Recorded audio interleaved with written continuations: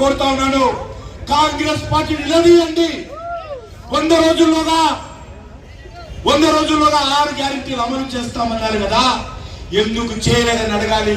ఆ తర్వాతనే కాంగ్రెస్ పార్టీ నాయకులు ఊళ్ళకు రానివద్దని సందర్భంగా మనం చేస్తాం. తిరగబడండి, అడ్డుకోండి. ఎందుకంటే గ్యారెంటీల పేరుతోటే కాంగ్రెస్ పార్టీ అధికారంలోకి వచ్చింది. మోసపూరితమైనటువంటి హామీలతోటే వచ్చింది. గ్యారెంటీల పేరుతోటే గ్యారెంటీలు ఇచ్చి అధికారంలోకి వచ్చింది.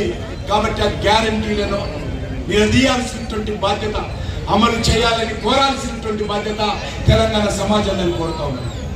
అందుకే ఈరోజు కాశ్మీర్ నుంచి కన్యాకుమారి వరకు ఏ ఊరికి వెళ్ళినా, ఎక్కడికి వెళ్ళినా, ఏ ఇంటిని వెళ్ళినా, చిన్నలైనా పెద్దలైనా ఎవరిని అడిగినా కూడా ఒకటే మాట, ఎవరు కోటేస్తారో, ఎవరు ప్రధానమంత్రి కావాలంటే ఒకటే మాట,